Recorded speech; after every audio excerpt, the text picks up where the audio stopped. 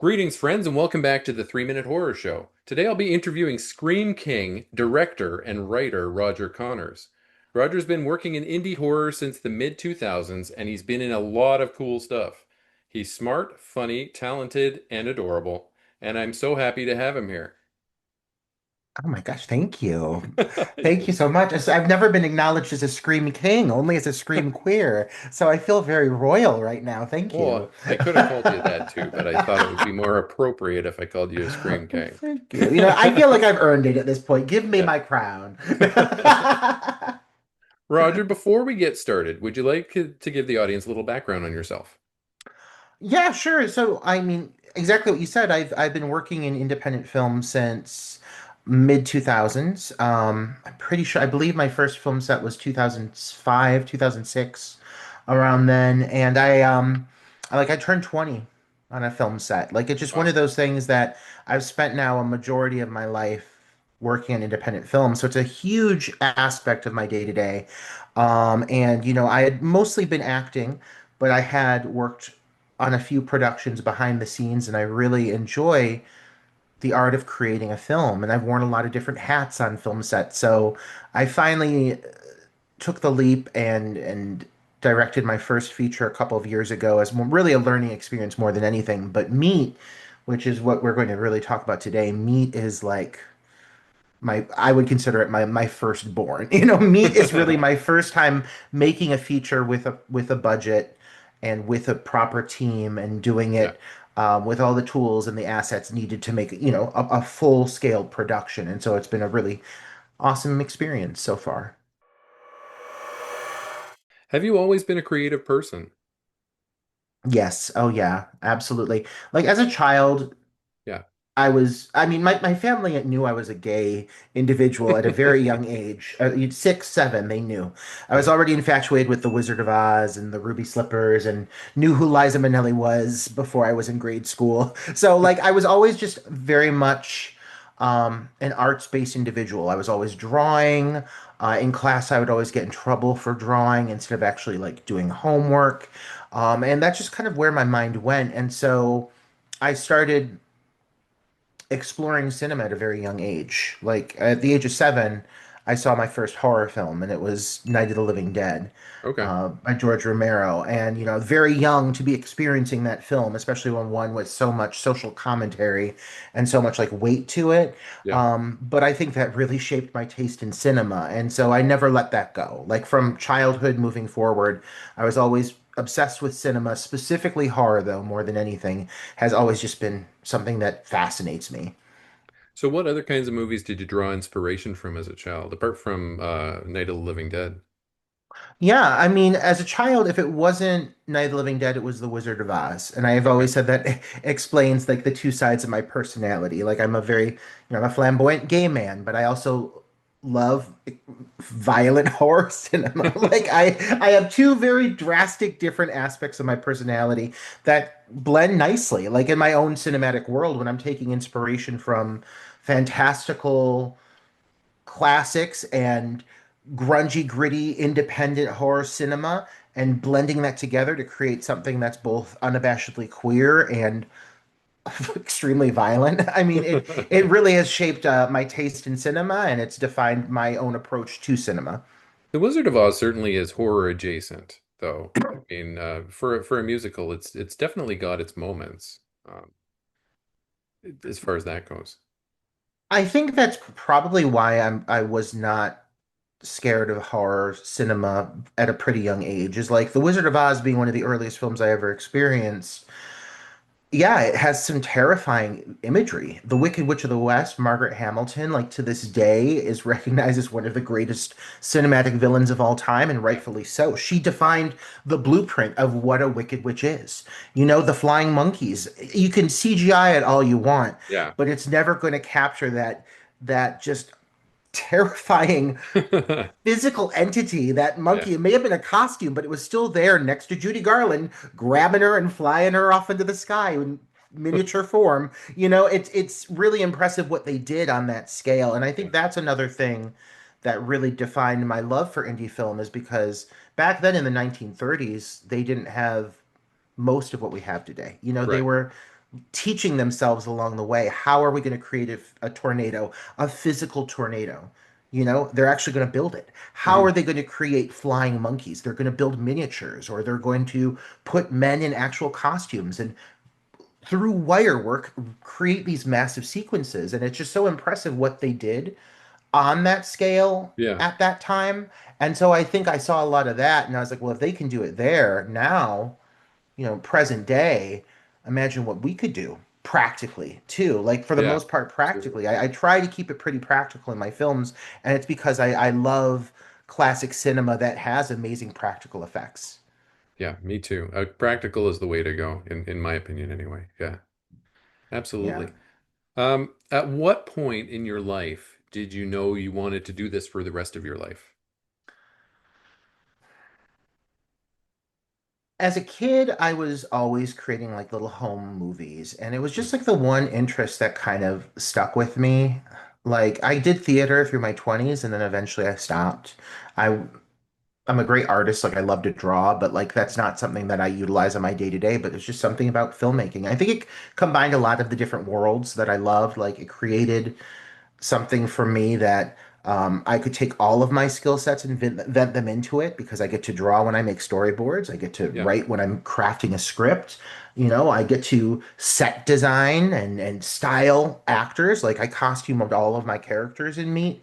And I love fashion. I love getting to work with that. And so that gave me an outlet there to do that. And so I think that it's just the perfect culmination of all of my talents. And so that's why it's so hard for me to quit it. Because like when I do it, it's extremely fulfilling. Yeah. Now, what were the first steps that you took towards getting on that film set where you turned 20 years old? I auditioned for a production that was just filming in Cleveland, and it was like on a whim, but it was perfect. It was a ghost story. It was called Yeah. Elementary, an education in death, and I got cast, and I played like one of the bros in Okay. it, which is so weird. The whole movie, I'm like, "Hi, yeah, my name's Steve." Like it's just so it's weird. Yeah. It's weird, but it's a film that ended up getting on Chiller. Remember Chiller, the Yep. Chiller channel, the Yep, Chiller I do. network? Yeah. Yeah, well, it ended up being a like a made for Chiller movie. And so it got some traction, which like at that time, this was before streaming, so that was a big to do. And I was like, oh wow, first film I ever did was that easy. They must all be this easy. So then I went and did a bunch of like really indie films that were not easy. And I learned just how rough these sets can be. Yeah. But it was endearing. It was really awesome collaborating and watching other filmmakers rough it and create something from nothing. And so even the worst experiences for me were amazing learning experiences because I learned like what not to do. And that's a gift to Yeah. know not to do something on a film set because not because of your own mistake, but someone else. That is a blessing. You take that with you and you carry that. You don't forget that. Yeah, you've been in a lot of movies at I this point. have. Yeah. Yeah, I have. I could say that, right? Yeah, a lot. You've been in a lot of movies. I've checked out your IMDb. You've been in a lot of movies. And the movies that you've been in have encompassed a lot of different genres. What's your favorite genre to work in? Where can you have the most fun? I mean, it'll always be within the horror genre. I'm lucky that I've gotten to expand to some other genres recently. I did a film called The Long Slow Death of a 30 something. That's Hmm. very much like it's like a coming of age fantasy in a way, but it's definitely not horror. So I've gotten to like dabble in other genres, but Yeah. horror is my calling card. Even though I have like a speech impediment and I cannot actually say horror, I Oh, just really? it sounds like I'm saying horror. So like so it's always been kind of like a tough pill for me to swallow. But it's scary movies are my go-to. Okay. And so I've always associated myself with it. Like I've been nicknamed the Scream Queer as a joke, for years now. And it's just because I really like jumped into the indie scene head first. I refused to go away. I just Yeah. kept working on things and I've done, slashers, zombie films, ghost movies, you name it. I think that my heart lies with the slasher Yeah. though. Like it really like that's where I get to have the most fun. I love zombie films. Like, I grew up on Romero, so I Yeah. love a good zombie film, especially when there's some social commentary infused in it. Yeah. But slashers like that, that's my cup of tea. That's Yeah. really the my favorite subgenre, because it makes it's funny saying this, but like it makes the viewer think a little bit. Like when you're trying to Yeah. figure out who the killer is, when you're trying to figure out the mystery, unfold the layers, it's like, a good Agatha Christie novel. It's meant to keep you guessing. You're not just sitting there for the sake of the gore, you're also trying to figure things out, as at Right. least in a good slasher, In a good So slasher, exactly. yeah, Yeah. I think that's why I gravitate towards that. Yeah. Heck, yeah, I feel exactly the same way. A good slasher with a good mystery, you can't beat that. Let's talk a little bit about queer representation in horror and how Yeah, things have changed over the years. sure. Have they gotten better or have they gotten worse, or in which ways have each? I mean, it would be impossible for me to say it's not better now than it was like when I first started, only Right. because I mean, when I first started acting, I was scared to even tell people I was gay because Yeah. immediately I was terrified that I would immediately be um, cast aside as an option for like non-gay roles because there really Hmm. were not a lot of gay roles. So I would go into auditions. I was joking like this earlier, but I would go into an audition and I'd be like, "Hi, my name's Roger Connors, and I'll be reading for the part of Bill." And like I had a whole kind of alternate approach if I was going to be reading for certain roles, and that's kind of exhausting. Yeah. But there weren't any projects that were focusing on queer stories, especially on the indie level. If they were indie, but like from LA, and they were like, talking about the same kind of approach just to different like almost like queer erotica in a way. Like Hmm. it felt like kind of like a retreading of the same storyline. You're getting a lot of those films in like the late 90s, early 2000s. There were some great ones for Yeah. sure, but a lot of them just kind of felt like fluff. Like you weren't really getting anything beyond a surface level rom-com, if you will. Right. And Yeah. so I think if a lot of the characters felt very stereotypical and two-dimensional, and at that time that was just really disheartening, especially at being in the world of horror where like a lot of queers, they have a soft spot for the genre, and they see something in it, they take something away from it. I know so many queer individuals who confide in it, if you will. And Hmm. so I think we have become so attached to the idea of the final girl rising up in the face of evil and overcoming like adversity, but we never got to see really the final gay. It was always in a female form. Yeah. And so we kind of idolize these women, these icons, if you will. But I really think there is a yearning to see some queer representation. And then like we finally got it in like the early 2000s, we got films like Hellbent. Yeah. And so, that started to push some boundaries. But again, like they were few and far between.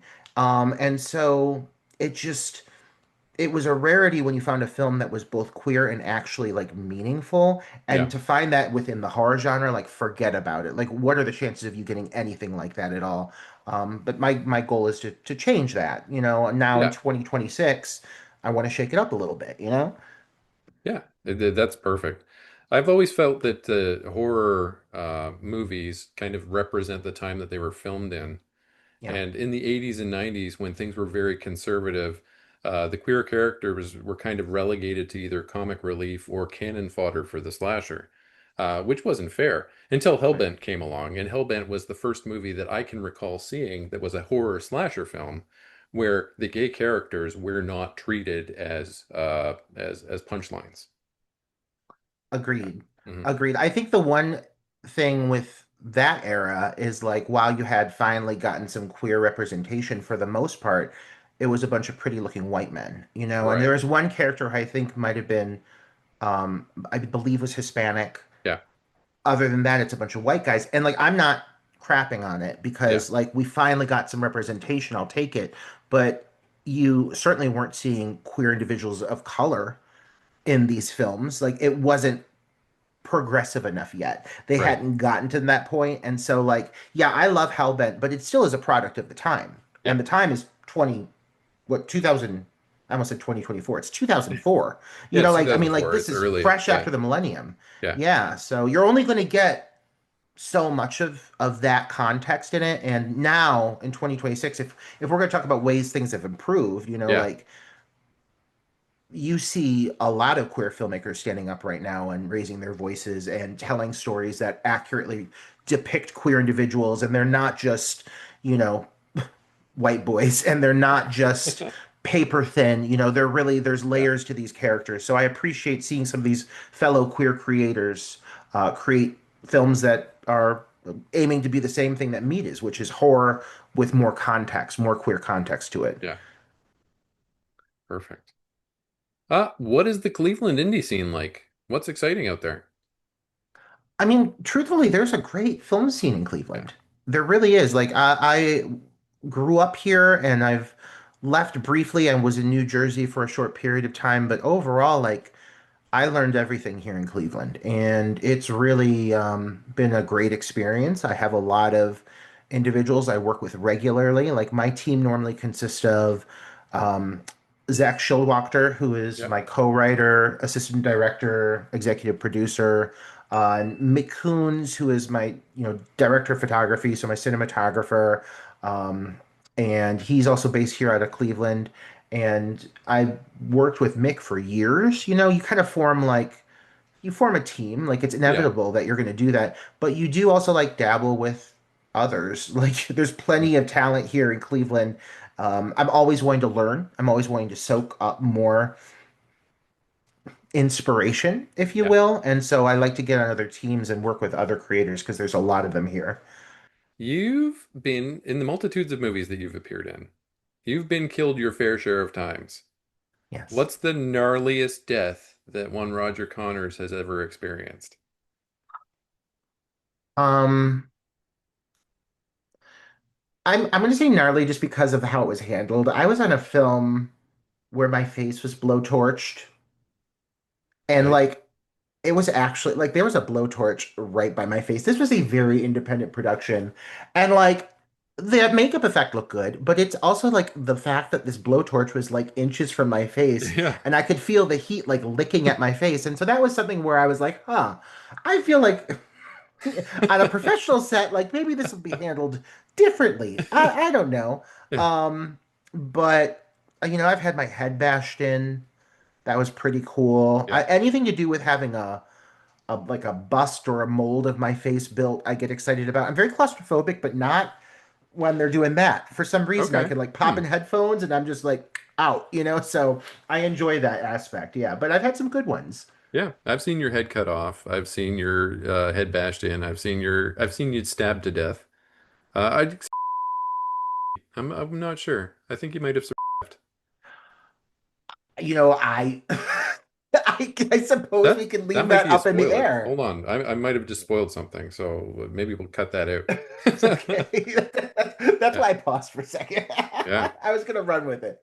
Okay. Yeah. Well, I don't want to spoil anything for anybody who's going to watch this movie, and we're going to get people to watch it. So Oh, thank you. I'll bleep that part out, folks. Okay.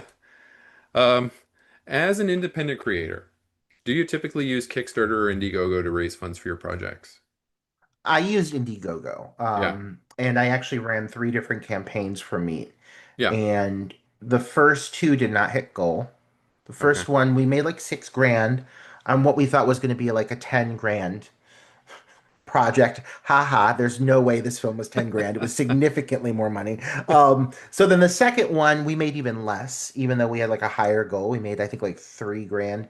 And so after that, we like paused and we filmed the first 20 minutes of the film. And then we came back with a third campaign and we had like a big preview, like a cinema reel to show for the movie. And Yeah. then we doubled the goal we Oh, set. nice. So it was all about like having the right material. And yeah, so Indiegogo has done this really well.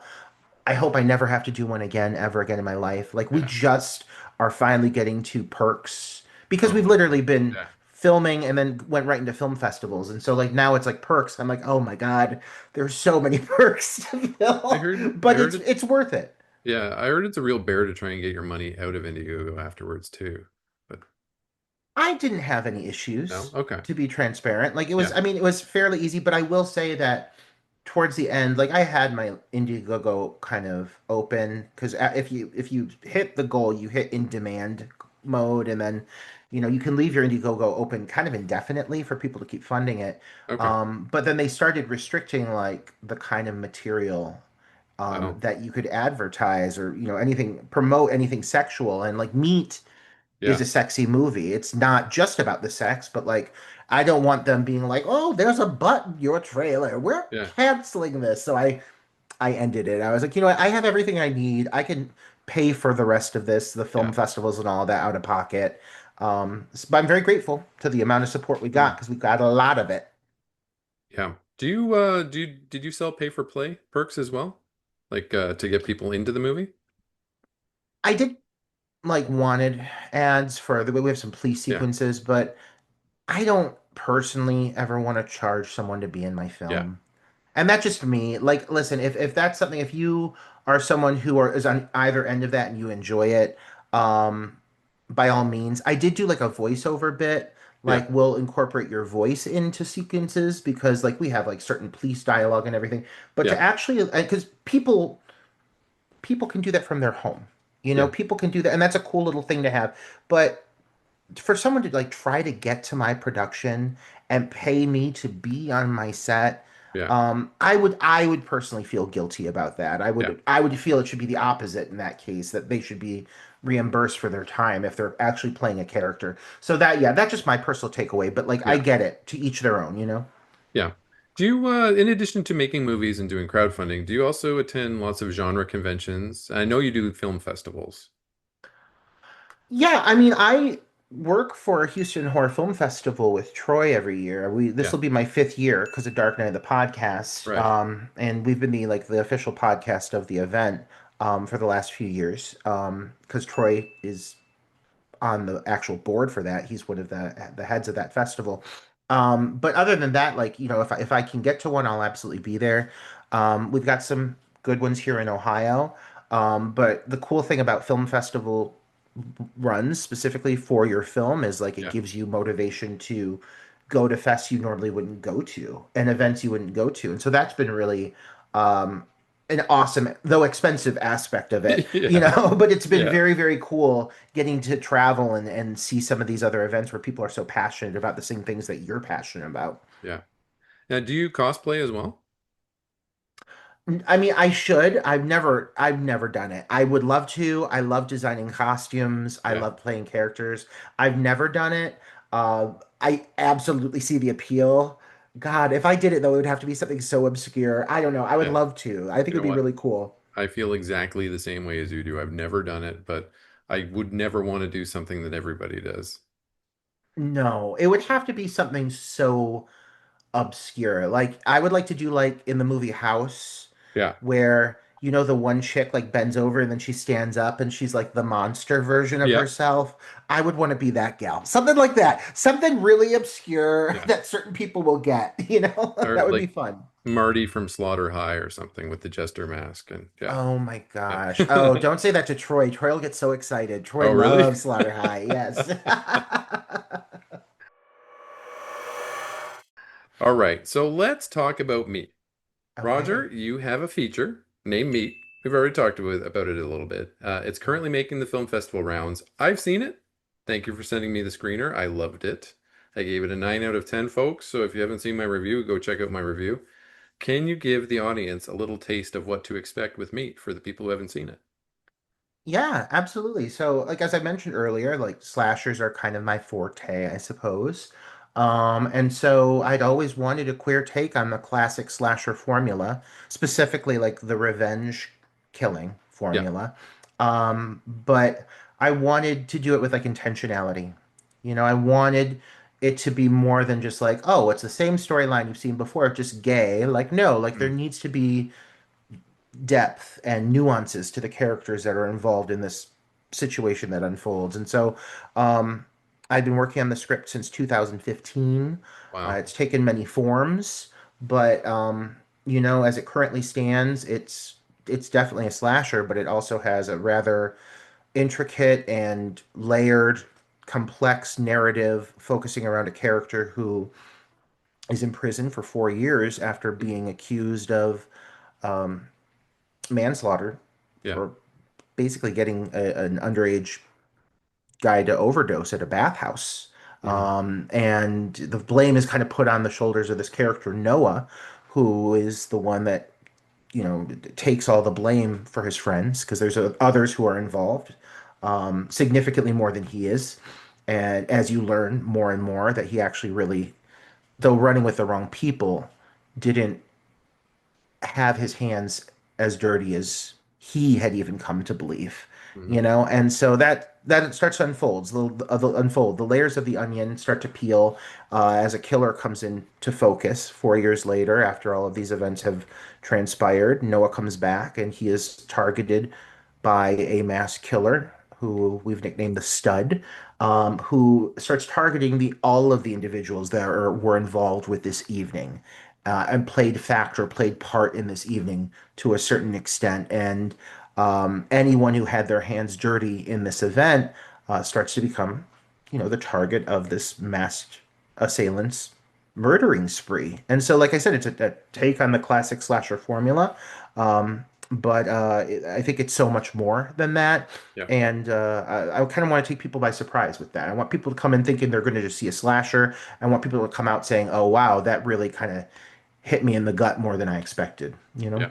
Yeah, absolutely. It's very it's visceral and it's going to make you feel I felt myself feeling feeling so strongly for Noah as the story went on because Noah really didn't know where he was going in his life and he ended up taking the blame for something that wasn't his fault at all and it ruined his whole life. Yeah. He And did it, and he did thought he was doing it for people that cared about him, or so right. he thought, people that cared about him. And he then, 4 years later, realizes that was not the case, Yeah. and he has a lot of resentment. And I think that's a really interesting Hmm. layer to add to a character that would fall into that final girl or final boy mold, if you will, Yeah. giving them all this extra baggage that they're coming into the situation with. I think is kind of captivating. Yeah. I agree. And this mystery will keep you guessing right until the very end, folks. It's not an easy one to figure out. I've heard that from Yeah. literally everyone so far, Yeah. and it's so satisfying to know that people are not guessing the outcome, because like I said earlier, one of the reasons I love slashers is like you have to use your brain a little bit, Hmm. at least in a slasher where the identity of the killer is kind of like the focus of what you're getting at. These Yeah. films, you're paying attention to the details, you're trying to piece it together, and knowing that, like, we were sneaky enough to throw people off after a Yeah. 2 hour and 15-minute long movie. Like, I'm pretty proud of I'm telling you, like that. people, especially people who have watched hundreds of these movies. Like I've watched hundreds of these movies, and most of them you can kind of guess what's going on when they get started or once things start clicking. But yours, yeah, it had me guessing right until, or yeah, I was guessing right up until the very end. You keep killing off my guesses. That's the goal. I Yeah. couldn't be happier hearing that. My next question was going to be how long this idea was percolating in your head, but you answered since 2015. That's crazy. That's a very long time for this story to be developing within you. Yeah, I mean, it took a lot of different forms. There Mhm. are plenty of plot points that I had invested into the story at certain points that I let go, and new plot points I added. Like at one point, I was going to toy with the idea of Noah being HIV positive, and I Hmm. thought that just maybe is a little too much to throw on top of him with everything else. The character of Mo was at one point written to be Puerto Rican, Okay. but I felt that having a Muslim, a queer Muslim individual was Yeah. very on the pulse of just society right now, and something that I think is uh, in people's minds, and should be represented more.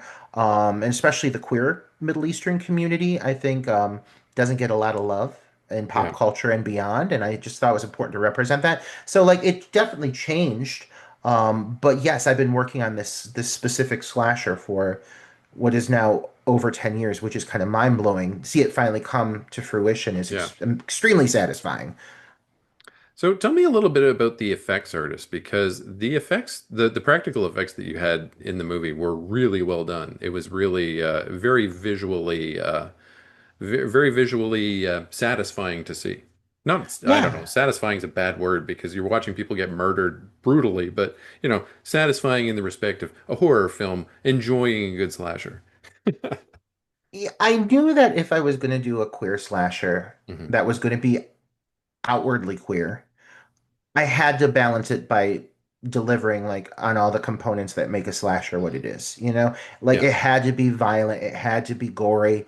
We couldn't hold any punches in those regards because not everyone that watches this film is going to be a queer individual. And if someone is progressive enough to be cis identifying at least and watch this film and sit down through the parts that they may not understand, I at yeah, least want to make sure I'm giving them what they want and the aspects of what they do anticipate from this being a slasher. And so I really knew that, we had to have a high body count, a lot of kills, try to do it practical when we can. yeah. And so my local unit, my Cleveland unit is Ron George, who I've worked with on an array of films.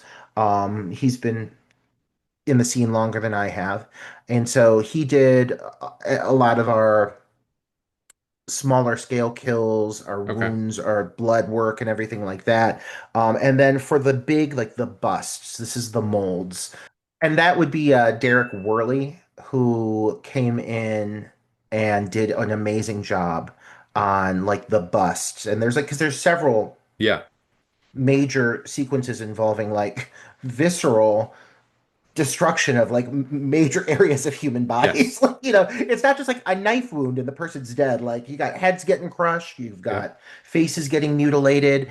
And so he did a wonderful job of that. And we did incorporate like some digital elements with, specifically there's one big kill, one of the first major kills that has some green screen work. So we did utilize some green screen work, but for the most part, you know, we put these guys to work. Like we Yeah. show, I think all but one kill are on camera, and I think it's a Hmm. 15-person head count. And there's also this like drug element too that we Yeah. knew that like each kill had to take on a life of its own. So you had to have some really visceral effects, but then you also had to have this heightened reality. Every kill has like a different style, Yes. different overlays, different digital enhancements to make them feel like they're getting progressively more and more larger than life. They're all infused with drugs. Every major kill is drug infused. And so that was a lot of fun was taking these practical effects and building on them and making them feel like a distorted reality. I got to tell you that you used some of the most realistic intestines that I've ever seen as well. Those were, I believe, those were. It's a combination of Yeah. Derek's and Ron's. So yes, I was really impressed because Yeah. there's a big fat intestine Yeah. that you That's what I'm see, talking about. and that's Derek's, and that is a beautiful, Yeah. beautiful intestine. Yeah, I was like, wow, man, you really hooked us up when it came to the guts. So yeah, we didn't want to skimp, we didn't want to disappoint. Now, Michael Kolbecker did the sound design for me. And the sound design is very important because all of the kills felt more real due to the sound effects that he used, that he created when he was doing these, when he was doing the effects for the film, when he was doing the sound design. Uh, we sadly lost him a few weeks ago. Can you talk a little bit about his contributions to the movie?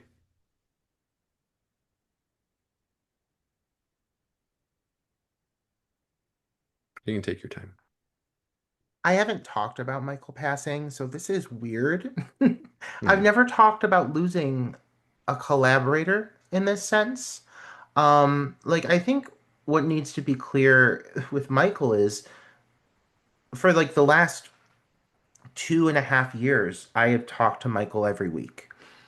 I can't tell you how long before Michael even started working on the sound design, like how long he was like rooting the project on. And like when I decided I was bringing him on to do sound design, I also knew I wanted to utilize some of his music as well because he was an Mhm. amazing DJ. He was in Yeah. Germany.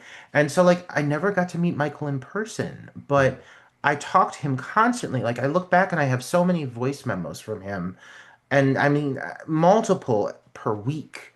These long-winded voice memos with his heavy German accent and it was just like he was just this driving force of the film.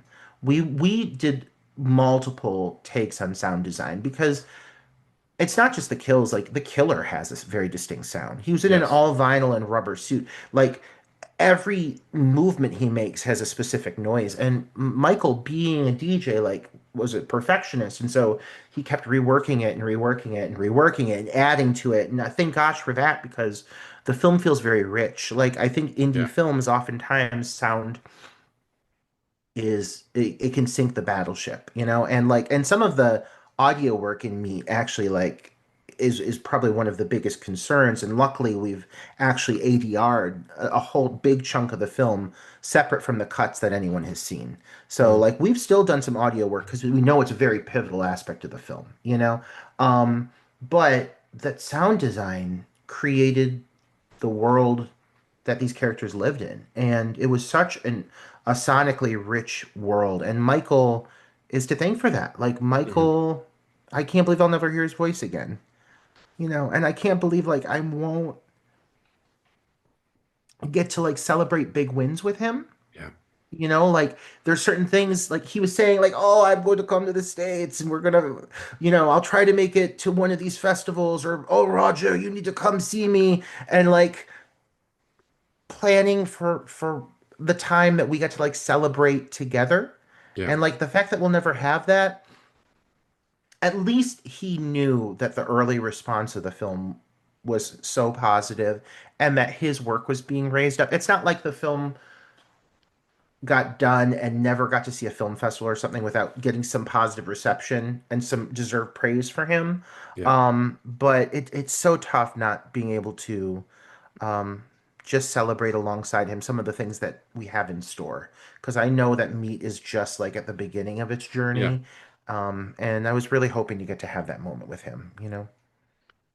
Yeah, the sound I think I was telling you this that I feel like this is a modern day queer giallo film in Yeah. the respect that it not just in the respect that we have a masked murderer who is disguised and is killing in plain sight, but we also have the lighting is such a huge part of this movie. Anytime that you see the stud is being lit up in different ways and flashing and sparkling in different ways and different colors of light. And the way that the sound works into that, the music and the sound effects of the slashing and the stabbing and the way he moves, like you said, with his leather, it's all three of those things work together to form the whole, and you couldn't have that without him. Yeah. Yeah. He really understood what I was going for and what the film was about. And you know, I always said, even before Michael was ever on board with the film, like I was taking a lot of influence and inspiration from like European and specifically like Berlin Hmm. grungy gay bars, Euro gay bars of the like late 80s and early 90s, like looking at imagery and video footage, archive footage of like those underground, just gritty, grimy, queer spaces that were both very queer, but also like really like grungy Hmm. and dirty and kinky. Like the killer is decked out in kinkwear, Yeah. you know? And so that was such a heavy influence. And so we needed to have some of that European kind of industrial sound with the score. And you know, Hmm. Joshua C. Love did the score for the film, but there's several moments that are set in like the bar spaces that Michael did compose. And those moments are, I think, standout moments in the film for real. Specifically the bathhouse sequence. That Yeah. was Michael. And so he really understood like what I needed from those specific moments because I think that sound went hand in hand with the location, with the space, like you said, with the lighting. Hmm. And yeah, he just captured it beautifully. So I'm so thankful. I'll always be grateful for what he did for my movie. Hmm. Now, you wrangled quite a large cast together in this movie. There are a lot of people in this movie. How was that? How did you manage that? You know, since I've been in the film community here in Cleveland for a long time, I luckily just know a lot of people. Yeah. There are a lot of roles in this script that once it got to a certain point, I started writing with certain actors in mind. Hmm. And like luckily I got a lot of the talent I wanted. There's certainly individuals that we did cast out of Cleveland for, like Caitlin Newberry, who Yeah. is one of my best friends. She's doing a lot right now, Yeah. but she was so kind to come out and be in this film because she's in Atlanta killing it. You know, she's really Yeah. just doing an amazing job, and so I was lucky to tap her into this project and take advantage of her talents because she's very talented. Yeah. But overall, I mean, I didn't have a an open audition for me. I Mm. had people in mind. I had them read, and for the most part, almost everybody I envisioned said yes. So I'm very lucky. And especially considering the material, like I'm Yeah. shocked. I'm shocked that people were quick to say yes for this film, but I think they saw the script and I think they saw the potential for it, and then I'm grateful for that. But yeah, it's a big cast, really big. Yeah. Yeah. Especially when you get into the club scenes, it's huge. Yeah. Yeah. I saw Caitlin Newberry and you together in The Curse of Lilith Ratchet. As I played her lover. Oh, oh my goodness, I was her boyfriend. You would never know it. But yeah, yeah, that was a good time. Like, take me back. That was what, like 2000. When did that come out? 2017? I don't I know. don't even remember. Oh my God. I Pre-pandemic. love that death scene Yeah. though. I'll say that one. I like that the whole claw to the face. It's very dramatic. Do you have any fun behind the scenes stories from Meet to share with the audience? Oh gosh. Yeah. I mean, absolutely. It was filmed over 3 years. And that's Yeah. how we managed to stretch that budget out. So like there were so many just long late nights and flying people back in and out. And like luckily it was a pretty smooth production. Like Hmm. overall, I got really a lot of what I wanted. Um, but like specifically like that bathhouse sequence, like I Yeah. had a team working in an active bathhouse. And for those of you listeners who don't know what a bathhouse is, it's where gay men go to have sexual relations with other men. But it's a beautiful venue. So I was very lucky to have it. But like I had like randomly like nude men just walking by, and thank God like everyone knew what they were getting into. But that whole chase on that staircase and everything, Yeah. my stud, my killer, like that mask has no peripheral vision. So like he like literally was running down those steps, like counting them out one by one just to make sure he didn't fall. I mean, this is still an indie set. Like I had insurance and I like handled it well, but still there's certain things where I was like, boy, oh boy, what are we doing here? What are we doing? But yeah, I mean, I don't have any really like stories of things like going wrong or anything like that. Yeah. And that I think thank God for that. Like, Yeah. I'm very lucky that the shoot was as smooth as it was, all things considered. That locker room scene, that was a wild day because there's a Yeah. character who's physically nude for the entire length of this scene, and it's a long fucking scene. Yeah. And it's Matt Cain just hanging out. And at first we're like, well, do you want a robe? He's like, I don't think it's like gonna do any difference. Like, so like for like 8 hours, dude was just hanging out naked. I was like, you know what, man, this means that this is a set where people are so comfortable and relaxed Yeah. and feel respected enough that like there's no awkwardness or discomfort or anybody being made to feel a certain way. Like everyone is extremely respectful. I'm Yeah. very thankful that I had a very respectful team Yeah. who took care of each other.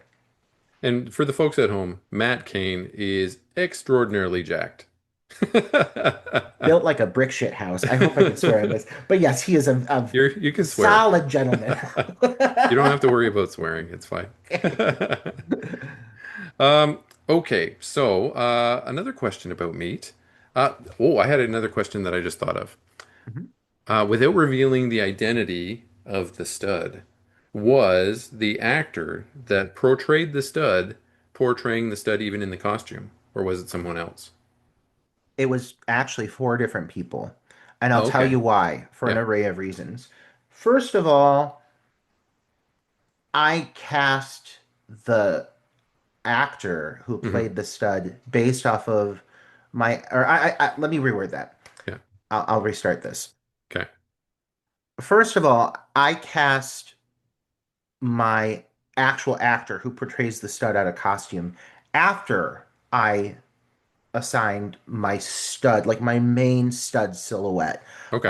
Corey Blackledge, whom I've known for years, I really kind of built the stud's aesthetic around his physique because I Okay. knew that's what I wanted. And so, like, Corey is very like lean and fit and lanky and just looks great in like a rubber bodysuit.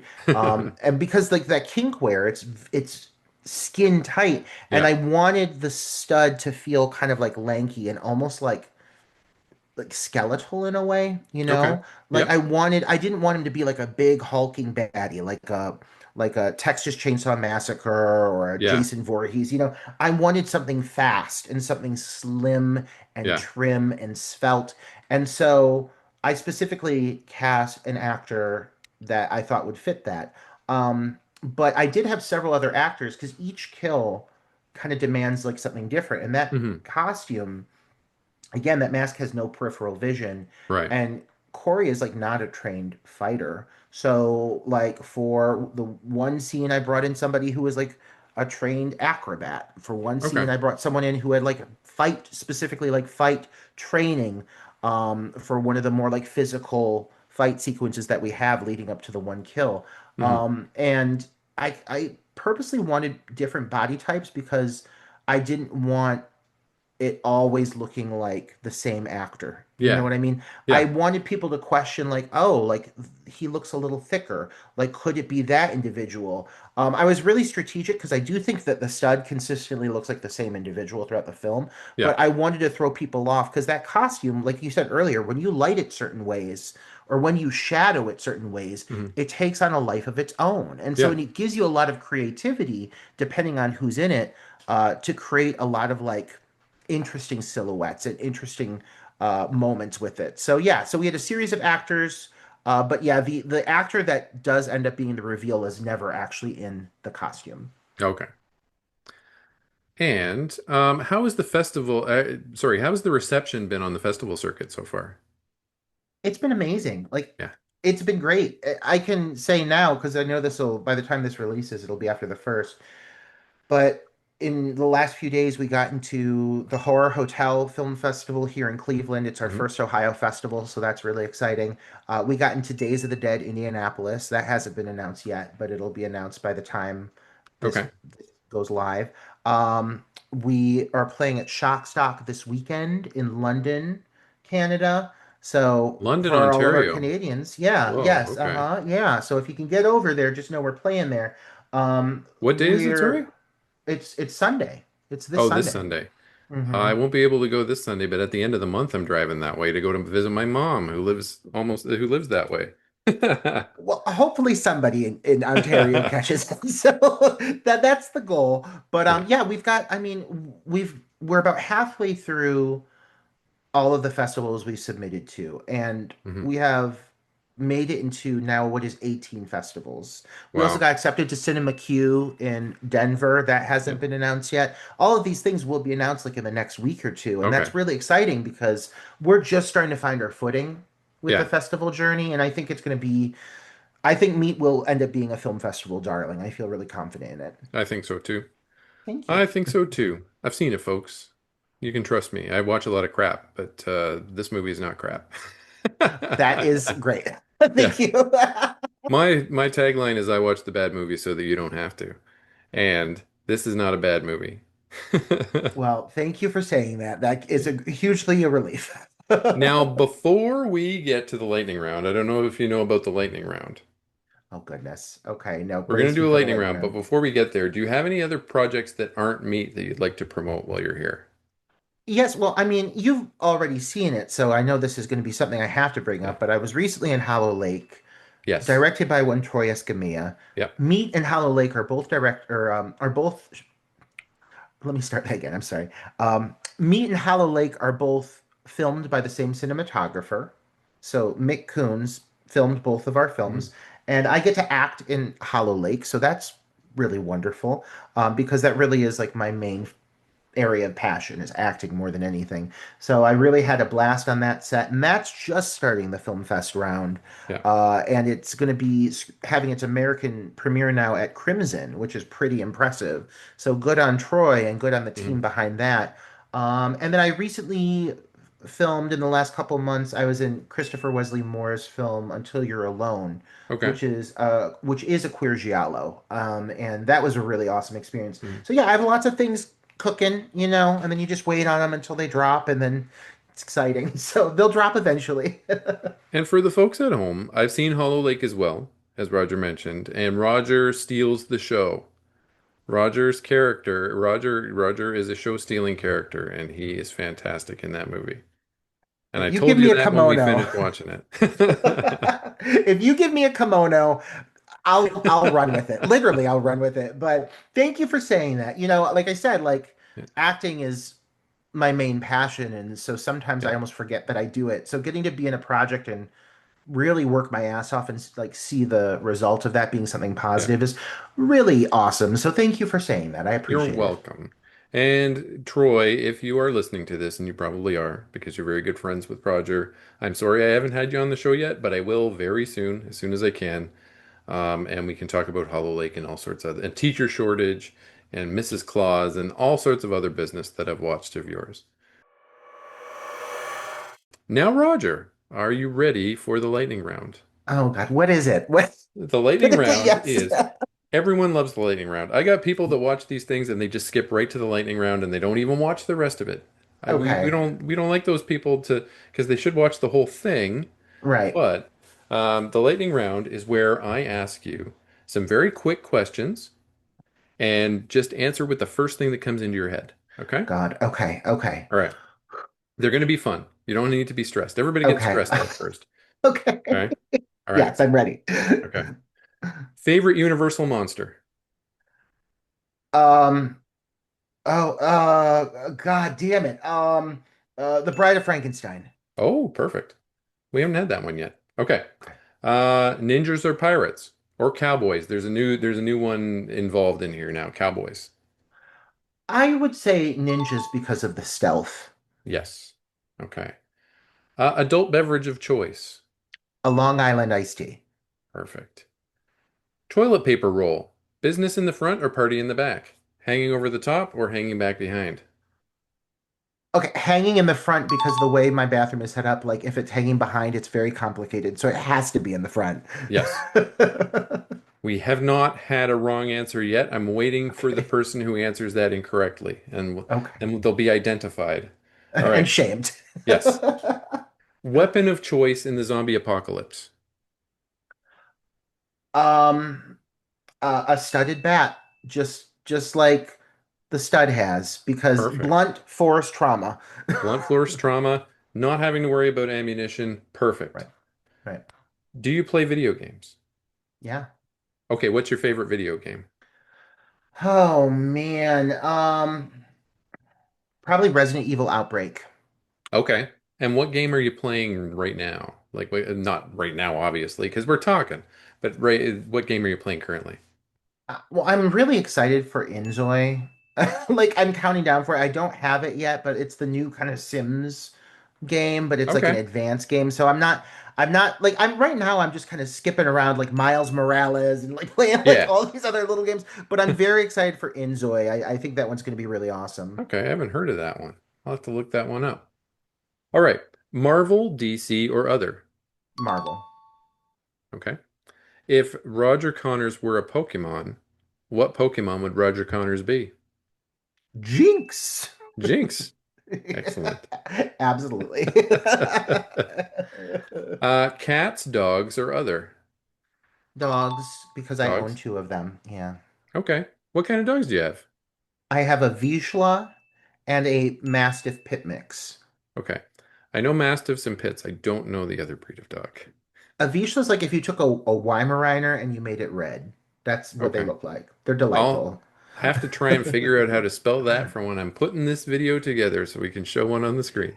It's really weird. It starts with a V-I-Z. So Favorite band or musical artist? Oh my God. Okay. Oh, you're asking a gay man this. I have to give you three. From the Okay. early 2000s, Nelly Furtado. From the Yep. mid 2010s, Kesha. Currently, Chapel Roan. Okay. I knew you were going to answer Nelly Furtado. Because she's a Canadian goddess, and whenever I'm in Canada, I always acknowledge the home of Nelly Furtado, which I'm No, sure you should be very proud of. because you and Troy went nuts when they started playing it at the theater. Oh my! Because they know I love Nelly Furtado, because I kept posting videos about going to Toronto Indie Horror Fest and saying maybe I'll meet Nelly Furtado. As though she lives in Toronto, which she doesn't. No. Oh my goodness. All right. And last question. What is your favorite snack? Um, Probably a latte. A latte. Okay. Probably a latte, yeah. Congratulations, you've survived the lightning round. Oh You've my passed with God. full colors, and Uh, yes, you've done Colors of the extraordinarily rainbow. well. Thank you. Thank you. You're welcome. Roger, thank you so much for coming on the show. You're very talented, you're genuine, you're warm, and you're wonderful. And meeting you and your Oh, partner, along with Troy, in Toronto was a real highlight for me. I'm so glad that I got to share that experience with you two, or with all three of you. And I thank you so much for spending some of your time with me tonight. oh, and thank you so much for having me on and just sharing your positive reception of the film prior to recording was so lovely. It was some great wind in my sails after losing Michael, and I think this has just been a wonderful conversation. So thank you for spreading the word on my meet, and hopefully next time we chat, there'll be plenty more wonderful things to talk about. Absolutely. I can't wait to have you back. You're great. So, Thank you. yeah, anytime. Now, if anyone in the industry wants to try and get a hold of you, what's the best way for them to do that? I normally utilize Instagram more than any other social Okay, media. You can find me at the Scream Queer. You can also find Meet the Movie and Meet the Movie on Instagram.